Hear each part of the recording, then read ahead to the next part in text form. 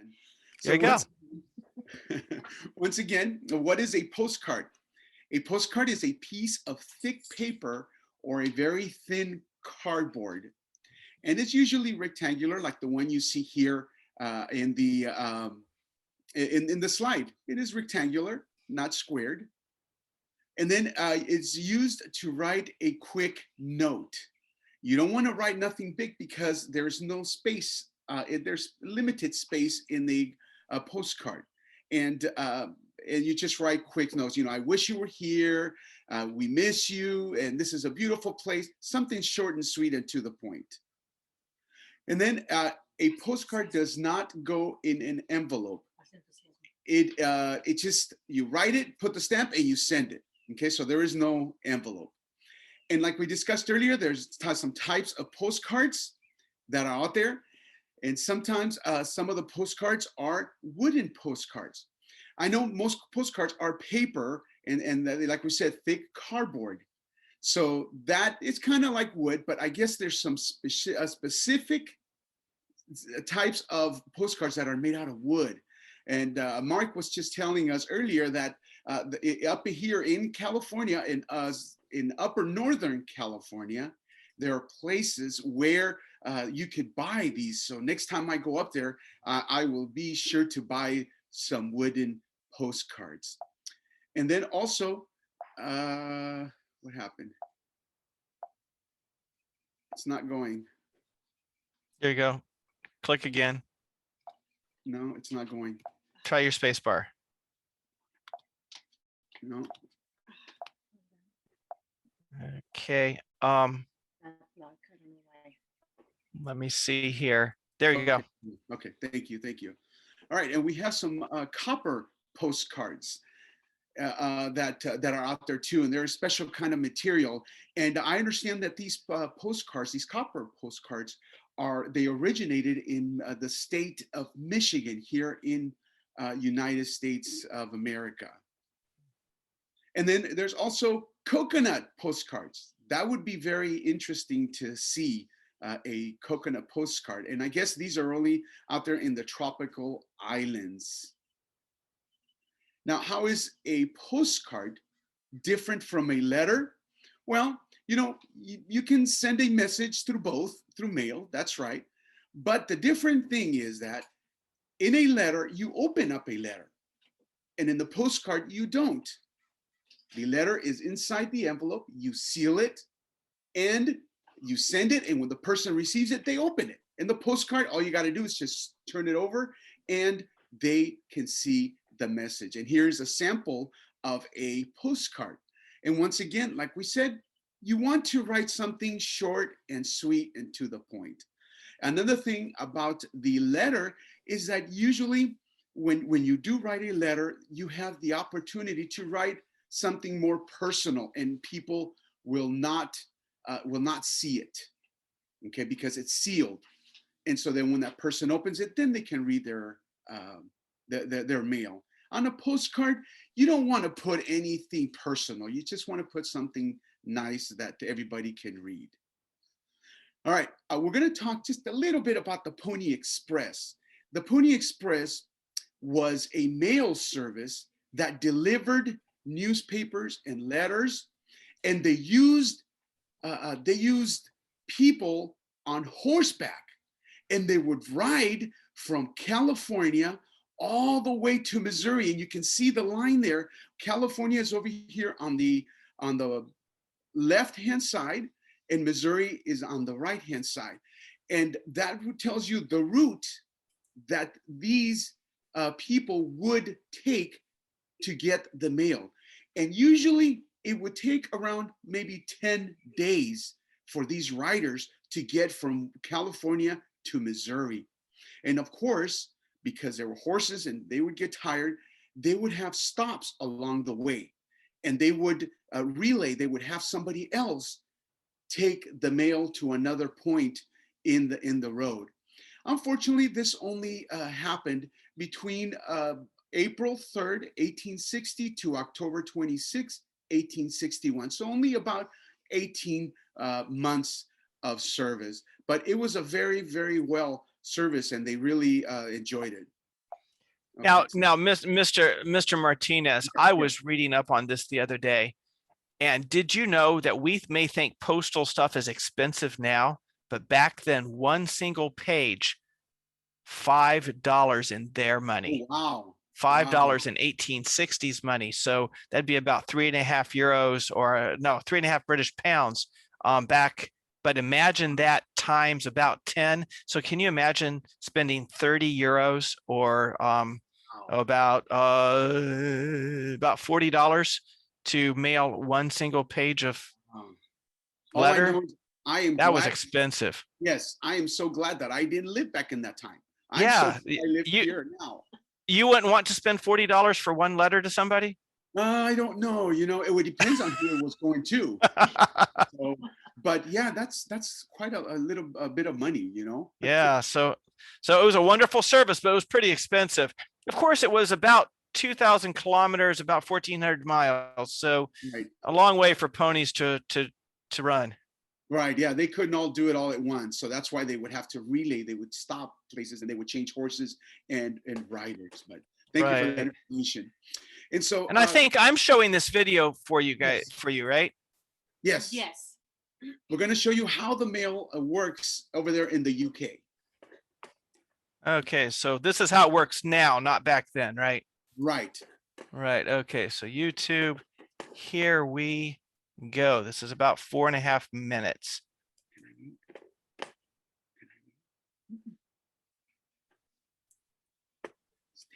There are 2,000 members of staff here at Mount Pleasant, all working to ensure your post is processed and delivered. We sort hundreds and thousands of letters and parcels here at Mount Pleasant each day. This is the color facer cancelling machine, which rejects any item larger than the standard letter or card. It also separates the first and second class stamps items. The color facer cancelling machine processes 22 to 24,000 items per hour. Birthday cards like Emilia's can be posted first class one day and be delivered to the recipient the next working day. The post now goes across to the intelligent letter sorting machine.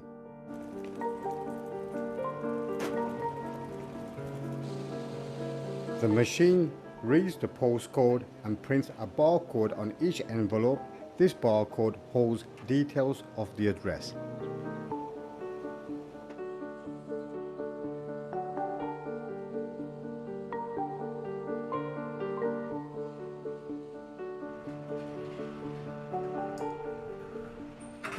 The mail is now taken to the compact sequence sorting machine.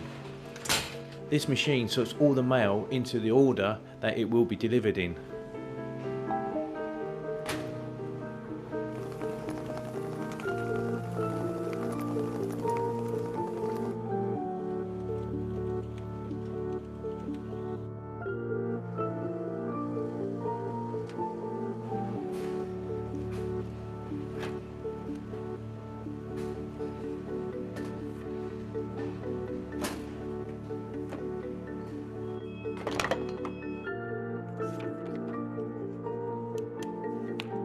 Amelia's card now begins the outward journey towards Winchmore Hill Delivery Office.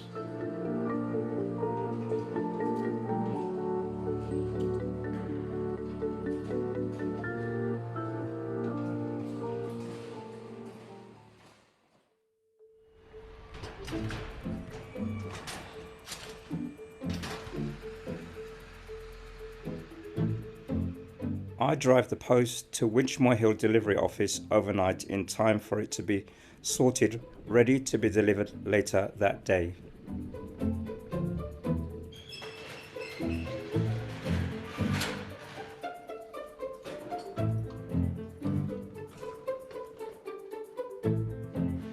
Bundles of letters are sorted into a frame.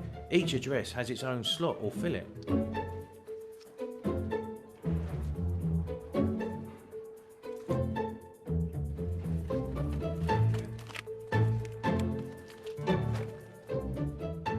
Once the letters are in order, they are delivered on foot by a postperson. Amelia's card has arrived in time for her grandmother's birthday.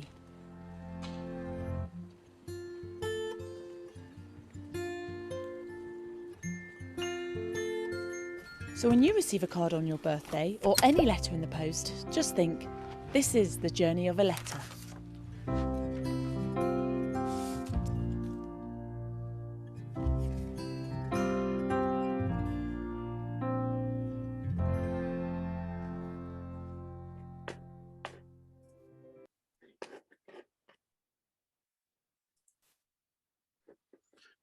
Well, there you go, Mr. Martinez. Boy, and while we didn't have time to show Amelia writing the letter at the beginning of the video, thinking that one card that you and I write, all that it goes through to get to whoever we're sending it to. What a cool process. Isn't that interesting how it differs from way back then in the 1800s to today's mail service. Very, very interesting. Okay, let me see if I could share the screen again. Just share the screen. Okay.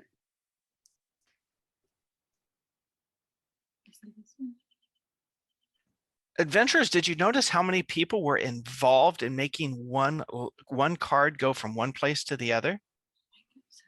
And you may ask, yeah, but that was an envelope and all. Well, postcards go through the same system, but in a lot of countries, because it's one card instead of whatever fits into an envelope, which can sometimes be kind of big and fatty and whatever, they often will give you a better rate, less money to send a postcard in. At least many countries, not all. In some places, it's the same no matter what you're sending.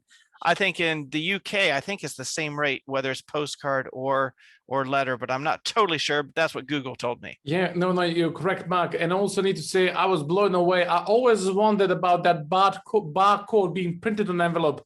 And I never knew what it is. Now I know it's actually just helping to sort out the mail. So it's a really good stuff, really good stuff. Okay. And I know that some of the people I know, including myself, we write kind of messy and we try to write neatly on the envelopes, right?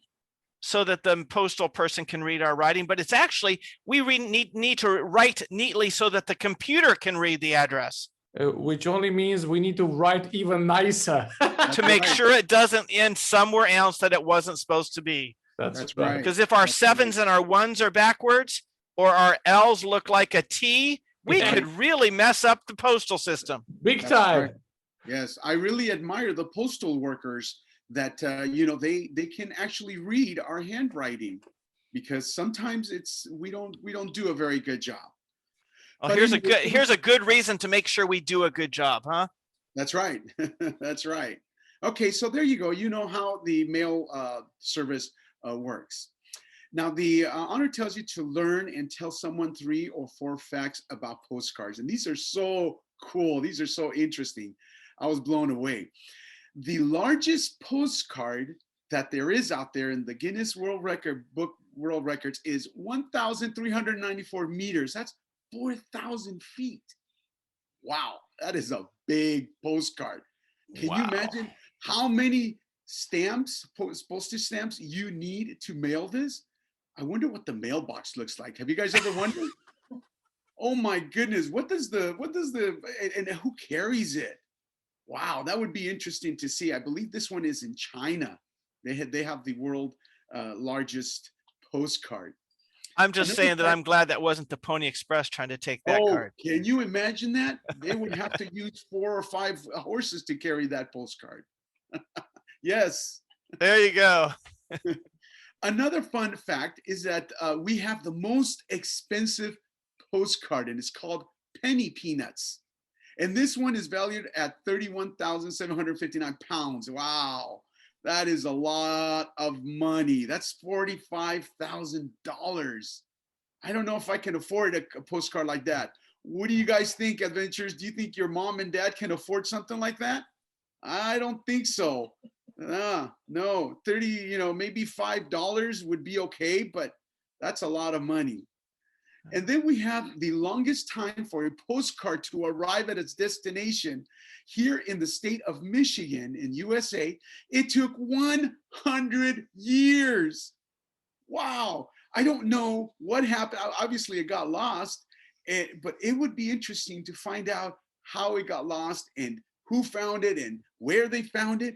That would be so cool in order to to find out, or maybe you can research it and find out what happened to this letter and who sent it and to who. So that's very interesting. All right. And I would like for you guys to, when you get a chance, look at Esther 3:13 and memorize this. See, back in the Bible times, there was also mail carriers.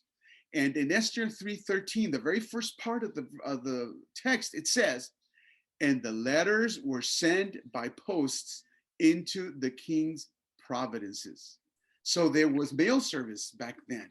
And so basically they could demonstrate that they'd memorized it by after they've got all the words in their brains and they're so good at this. I mean, adventurers are so good at memorizing. Yes. They could then talk to their mom or their dad or their grandma or their adventurer instructor and just say, hey, here's part of my award. Can you check it off and make sure I memorized it? And they'd be good to go, right? Right. Yes. Okay. Yes. It'd be a good idea to memorize it. So. All right. Now, how much did it cost to mail a postcard when it was first issued?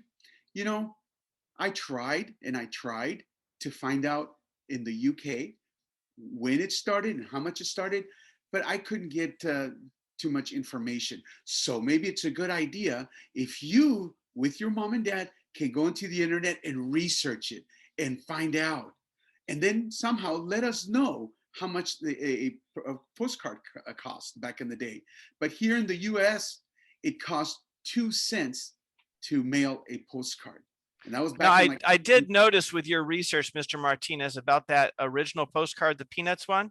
Yes. That was actually mailed. He mailed it to himself just to see it would work. And that was in the UK. The very first postcard ever was in the UK. So UK pride. There you go. You've got it. Nice. First Very postcard good. ever is a UK thing. And just to let you know, JJ, the only reason why Pastor Mark knows all of these things is because we sat together through one of the honors for Pathfinder honor, and so we learned there. So it's great stuff that the honors are keeping us filled with information. That's right. So see, it's good. It's a good idea to be in these awards because you can always learn something new. So that's great. That's great. Thank you for that information. So see, you can send a postcard to yourself. Send it, and you will receive it. So that's great. But anyway, so do some research and find out how much a postcard cost when it was first issued in the UK. All right, how much does it cost to send a postcard today? Well, in the UK, 66 pence for the second class, and for first class, it's 85 pence, which is not that bad. Okay, and then a postcard here in the US, it's 36 cents, which is also pretty reasonable. So there you go. And I guess I put some, I guess those are pens, right? If I'm not mistaken, those are pens. Wow, interesting. I've never seen pens before. All right, now I'm going to tell you just a little brief story about Joseph Bates, how he visited the post office. Very interesting. It so happened that James White, Mrs. White's husband, and Joseph Bates, they were starting to do books and magazines about the Sabbath. And they wanted people to know. And the best way for people to know is to send it through mail. But they needed money. They needed money so bad, so that way they could start their this business about sending literature out. And so I was told that that they went to the post office, and that James White and Joseph Bates, they told the mail person there that they had a letter, but however they didn't have any money to pay for it. And so then the mail person says, okay, well, you know what, I can go ahead and give it to you and then you pay me later. He says, no, if you open the letter, I'm pretty sure there's money in there. And so they opened up the letter and there was $10. I know for us, $10 is not that much, but back then $10 was a lot of money. And so then they were able to pay for the letter, and they were able to pay for their material. And so this kind of tells us that God always provides for us. Sometimes when we are in need, God will provide. And so then that can teach us a lesson about trusting God. All right, and if you have your Bibles, I hope you do, We're going to go ahead and just read a couple of Bible texts. And the first one is found in 1 Timothy 1 and 2. And it says, may God our Father and Jesus Christ our Lord show you this kindness and mercy and give you great peace of heart and mind. That is so nice. It's always nice to send a little note to somebody and maybe write this text on there. Just telling people that you care for them and that we pray that God will bless them. Philemon 1:1. This is, it says, Paul, a prisoner of Christ Jesus, and Timothy, our brother, to Philemon, our dear friend and fellow worker. They were, Paul and Timothy were sending letters to Philemon. And this is the way they would address Philemon. They say, here's our dear friend and our fellow workers. And so then there's different ways of addressing people, and we'll take a look at that in a few minutes. Philippians 1:2, may God bless you all. Yes, I pray that God our Father and the Lord Jesus Christ will give each one of you his fullest blessings and his peace in your hearts and in your lives. Now that is, you know what I'm noticing, Mr. Martinez, in these Yeah. greetings from the Bible? That all of them are messages for more than one person. And because they're that kind of message instead of a message for just one special private kind of thing, it's a great thing to put on the back of a postcard. Oh yes, by all Yeah, so means. this is very consistent with our ideas of postcards being a greeting to a nice greeting, not a personal, like special, whatever, a Right. greeting to many. What a great idea. I think Apostle Paul would have been a postcard writer if he'd been writing today. Yes, he would. Yes, he would. Thank you for sharing. All right, now there's some types of greetings that are out there. First one is dear. Dear so-and-so, dear mom, dear brother, okay?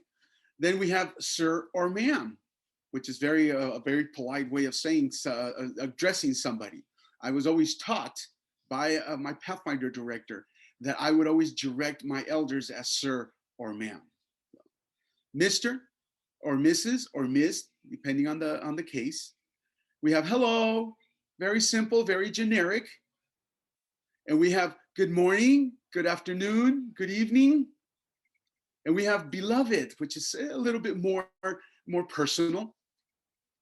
And then if it's a very generic and you're not too sure who is going to receive this letter, you could just write to whom it may concern. So now I'm going to play a little game with you, and I want you guys to go ahead and use your chat. Tell your mom and dad to help you with this little game. If you were writing to someone, which of these greetings or salutations would you use? Now think about it, okay? The first one. What about if you're writing to grandma and or grandpa? Which one of these would you write? Type it in your chat and help me out, Mark or Pastor Dijon, help me out and see what they say. What would you say, or how would you address this if you were writing to grandma and grandpa? Okay, we have chat coming in. It's just starting here on Zoom and will be about Okay. 8 seconds behind on social media. But so far I'm getting beloved, dear. Dear. Somebody addresses their grandfather very formally and says, sir. Oh, very good. See, So yeah. a lot of it depends on culture and how we relate to Right. those around us, right? Right. Oh, So those are definitely. all good. The most common answer, though, is dear or beloved. Those are the most common answers I'm getting here on Right. Zoom. Thank you guys for participating. Okay, what about if you're writing to a teacher? How would you address them? What would be the greeting or salutation for a teacher? As the young people are writing in a Zoom for the teacher, let me just read what a Facebook audience said. We have Grena Delia, who said hello for the first, and dear from Muta. So just to let you know, that was the Facebook. And also for the teacher, Mark started first time, last time, last time. So we have a Mr. or Mrs. Mhm. Okay, very good. Very good. Okay, let's go on. That pretty much reflects what we're seeing here on Zoom. We're seeing Mr., Mrs. One person's probably related to their teacher because they're using the one dear. I bet okay. you. I bet you their teachers, their mom or their dad or their grandma or their grandpa, because probably not something we'd use unless we really knew our teachers well or Right. were really close to them. Right. But sir, ma'am, Mr., Mrs., yeah, pretty much reflecting what we have on Facebook. Okay, what about writing to a classmate or to a friend? How would you address one of your friends or classmates? What does the chat say? It's still catching up, so give us a moment Okay. on that. Okay, that's fine. Okay, so for writing a classmate or friend, I'm getting hello and hi. What are you getting on Facebook, Pastor? As usual, we have a hello at the moment from Amuta, and also we have Patience says hello, and Grandelia said hello. Okay, very good. Very good. Yeah, it's very common just to say hi or hello. Very good. All right, how about writing to the Queen or the President of the United States of America, or any president or any person who's high up there? I don't know. What do you guys think? Should we write Dear President or Dear Queen? How do you think we should greet the Queen or the President? I'll let you go first, Pastor. This is quite funny. Nevertheless, just to inform everybody else who doesn't know this, that Queen's office writes you a letter in the United Kingdom when you turn age of 100. So if God blesses you with 100 years of life, Queen will actually write you a letter saying, well done. I don't know what I never got it, of course, but I don't know what is in there. But here it is. Somebody says, Gradilera said, Mr. President. Darling says, Your Excellence. Amuta said, Sir or Madam. And oh, yes. And Patience said, Your Majesty, which is the correct way to address. That's yes. The correct. Hansel says, my king or queen, whoever it would happen to be. My sir. Another one, sir or ma'am. Oridi says that they wrote at school, they were writing to the MP of Mansfield. And so they used to whom it may concern. Okay. Okay. So to whom it may concern shows up another couple of times here. But what we're seeing a much more formal, we're using more official words instead of more loving words. It's more official for this last one. Yes. I'm just wondering if you were related, or if you were a very good friends to the Queen, or to anybody who's up there in that position, I'm pretty sure you would address them a little bit differently, because you know them very, very well or personally. But these are some of the answers. Thank you guys for participating. Okay, let's do it again. Okay, there we go. All right, at this time, I would like for you to do your craft. All right, well, we're going to take, because we don't have too much time, we're going to take about maybe 10 minutes. I want you to write a postcard. I asked you to get a little thin piece of paper, or thick piece of paper, or a thin cardboard, and some crayons, some markers, so you can make your own postcard. And I put a sample here. It doesn't have to be anything fancy, something very nice, and just decorate it the best that you know how. It's not a contest. We're not. Am I noticing that you put the decorations on one side and leave the other blank, half of it for address and half of it for message? Yes. Okay, so you only decorate one side, not both sides of your card. Yes. Yes. Okay. You only decorate one side. You don't decorate both sides. Thank you for clarifying that. Yeah. Decorate the front side, and then do you draw a line down the middle of the back side? Is that what I saw? You can, or you can just turn it around, and on one corner, on top corner, you can write the address where it's coming from, and on the bottom on this corner, where it's going to. But you can draw a line if you want, or you can draw a line this way. Yeah, it would be up and down, I think, right? Yes, yes. So go ahead and take the time to write it, and as you're coloring your card, as you're creating your card, we can go ahead and just talk if you want. Or if you have any questions, Pastor, if you have any comments, and Mark, just make sure to decorate this card and send it to somebody that you know.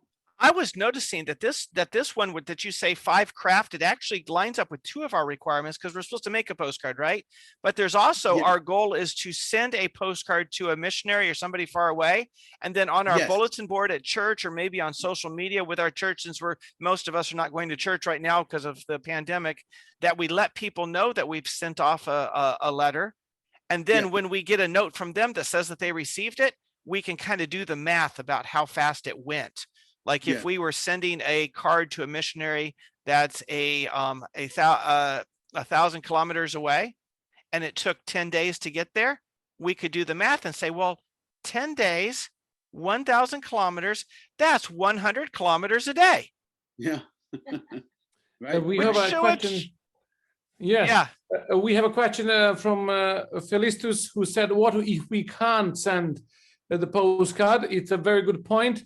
Well, first of all, let's maybe try a little bit harder. That's always a good start. But then if you can't and you would like to share with the missionaries, make sure you take a picture of your postcard and the message you would like to send the missionaries. And then what we're going to do is we will actually find some of the missionaries for you. So I posted my email address at dan@adventist.uk. Make sure that you do the creation of the cards, even if you want to write a text and send us, and we'll find a way to, if nothing else, send a picture just for those who can't. But we would love you to send a postcard if it's possible, guys.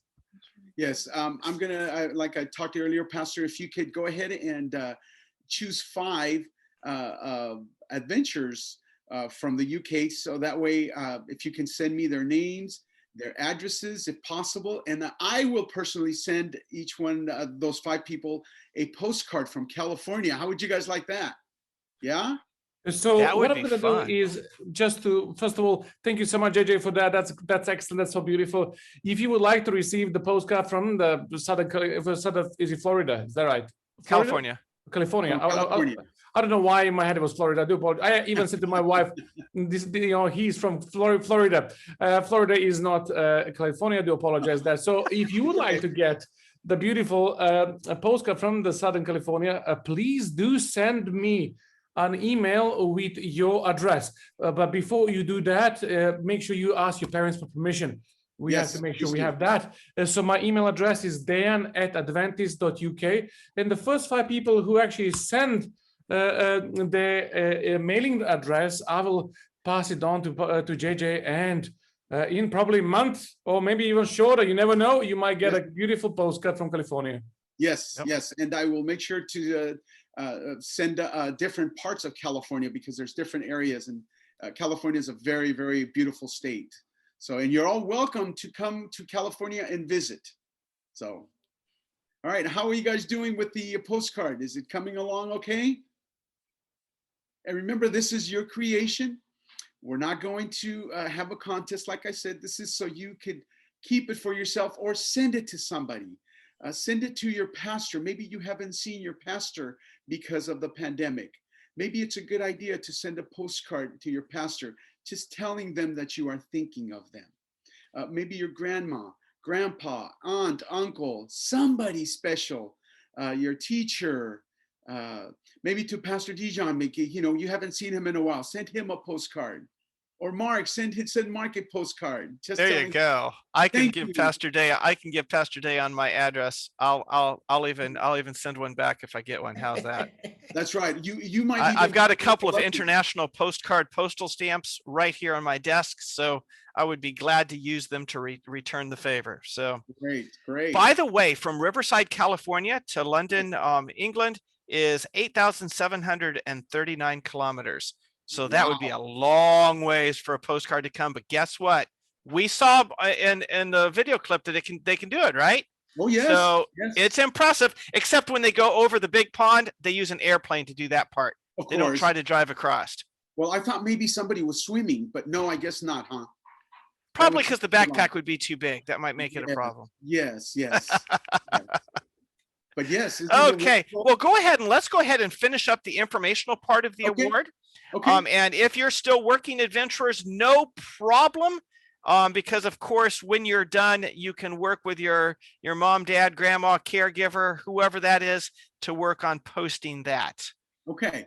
And so, the honor tells you to do some things about the post office. So when the pandemic is over, if you can, go and have your parents or your adventure leader take you on a visit to the post office. Of course, you have to call ahead of time and make plans so that way they can show you around, just like you saw on the video. Or if you can't, maybe you can invite a postal person to come to your adventure club meeting, and they can go ahead and tell you and explain to you what they do. And then also you can make your own postal office. You can make a little desk using shoe boxes.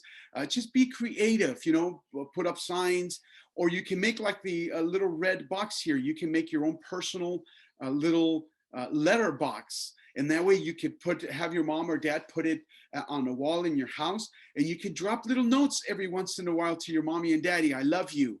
Have a wonderful day. And that's kind of nice to do. So that's something that you could do. That's something you could do. All right. And then discuss what happens at a post office. We already said that. And it tells you to collect 3 antique cards. Now, where can you get antique cards? You can go to a thrift store. I'm not sure what you call a flea market over there, but it's an outside market where they sell used stuff, and you can find postcards, antique postcards. For example, we have several postcards, and here's one that I bought a long time ago. It's an old postcard, and there's different houses. Oops. Okay. Those are and cool. I could go on and on and on. I could go on and on and on. But yes, collect 3 antique postcards. And it wouldn't be a bad idea to start collecting a postcard nowadays. And we said earlier that there are different types of postcards, and there's also different shapes. They're not just always rectangular. Okay, look at this one. This one is from Catalina Island, which is an island right off of California. And look at the way it's shaped. It's interesting, right? It's the map of the island, and on the back you have the space. And here's the line that Mark was talking about, where on one side you put one address and on the other put the other one. But that's the way this one looks. And look at this one. This one's interesting. This is also from Catalina Island. Look at this one. I don't know what you call these over there. This is a buffalo or a bison. Is that what you call them in the UK? Well, isn't that interesting? Look at this postcard. And here's what it looks like on the back. Okay, so there's different types of postcards. So go ahead and start collecting your own, so that way you could go ahead and start your own collection. Or you could use your own idea of anything postal, as far as creating something about post office. So write a postcard to a neighbor, like we said, a family member, or share your favorite verse, like Mark was saying. Send a postcard to a teacher, like we said. And ask your parents if they know someone who is part of the world that you can start writing a postcard to, and you guys can become pen pals. I have a friend who I met about maybe 5 years ago from Kenya, and we started writing back to each other, and I finally got to meet him in Oshkosh 2 years ago. That's cool. So it was very interesting, very interesting. So, okay, so that's about it. Thank you so much. I hope you guys enjoyed the presentation, and I hope you guys learned something.